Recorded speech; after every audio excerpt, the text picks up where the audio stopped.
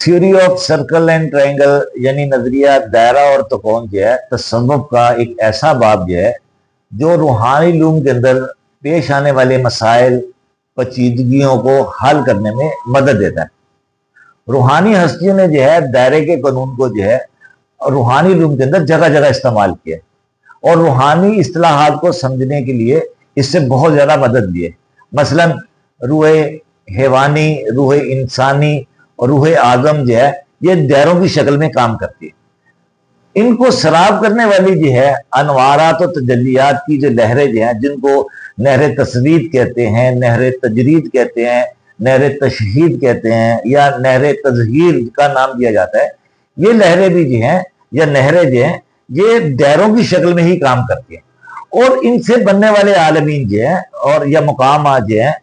या जूम जो हैं, जिनको हम आलमे लाहूत कहते हैं, आलमे जबरूत कहते हैं, आलमे मलाकूत कहते हैं, आलमे जो है नासूत कहते हैं, ये आलमीन भी जो है दायरों की शक्ल में काम करते हैं और एक दूसरे के साथ मुंसलिक हैं। तो इन तमाम इस्तिलाहात को जो है हमने एक प्लान के अंदर, एक नक्शे के अंदर जाहिर किया है और बुनियादी तौर पे ये नक्शा जो है एक रूहानी हस्ती के दरबार का है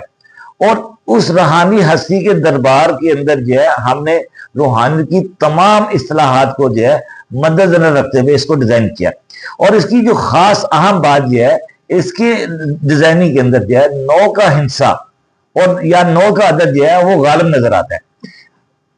9 का अदद जो है या 9 का हिस्सा जो है बुनियादी तौर पे जो है कायनात के रिकॉर्ड के अंदर दाखिल होना या कायनात के निजाम के अंदर दाखिल होने के तौर पे जो है बयान किया जाता है। तो हम जो है इस तमाम चीजों को मद्देनजर रखते हुए जो है इस बुजुर्गों के इस मजार को जो है डिजाइन कर रहे हैं और ये किन हस्तियों का दरबार जो है और इसके पीछे बहुत सारी रूहानी इस्तिलाहात कौन सी है, उसकी तफसील जो है इंशाल्लाह हम अगली पोस्ट के अंदर जो है बयान करेंगे और उसके अंदर जो रूहानी सालिकीन और रूहानी शायकीन जो है उनके अंदर जो है इंशाल्लाह इन अल्लूम को समझने के लिए बहुत ज़्यादा आसानी होगी।